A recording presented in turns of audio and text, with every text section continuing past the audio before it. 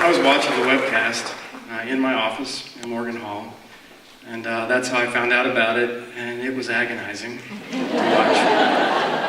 I might also add that I texted my wife, Deb. She was training her dog, and she really was, and she's very good at it, and I also sit when she asks me to.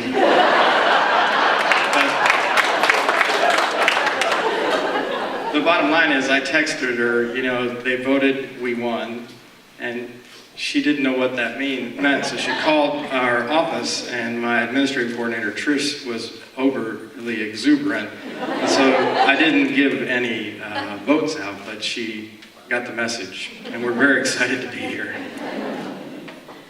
Well, I think key to this is we're an educational place.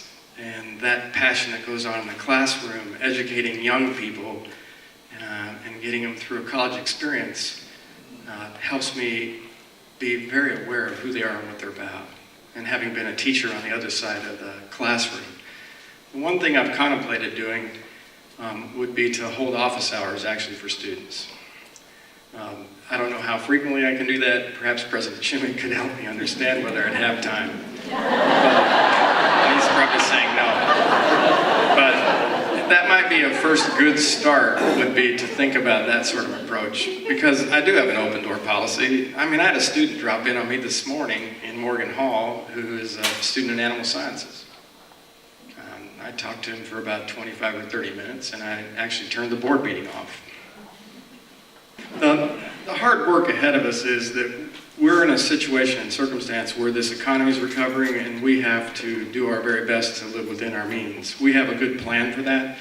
That's probably our biggest issue. The second thing is I need to get around, and we have a plan this week to get around at the campuses to visit with faculty, staff, students, the various places in the state that are part of the system. I think the biggest challenge we actually face is looking at the complete College Act of Tennessee, or for Tennessee, and making sure that we get our strategic planning aligned with that, because what's in that act is good for Tennessee from the standpoint of greater numbers of people obtaining college degrees in hopefully shorter graduation timeframes. That's important.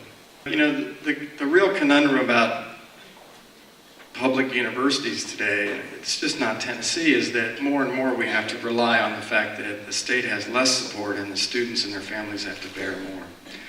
It's not without some pain when you go through that process. And I think the key is, as you go through those procedures, to work with tuition and figure out what you have to do to keep the place moving forward.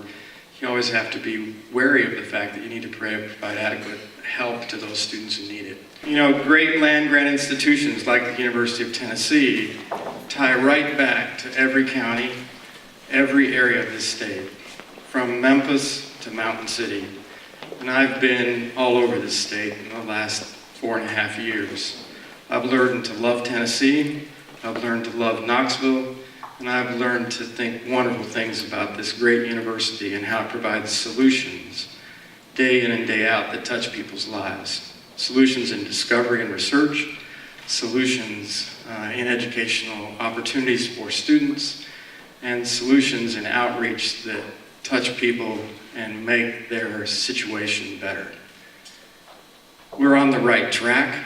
I'm confident that the board and Dr. Shimmick has put together the right structure that will lead us forward, and I'm tickled to death to do it, and I'm very excited about the opportunity in front of me.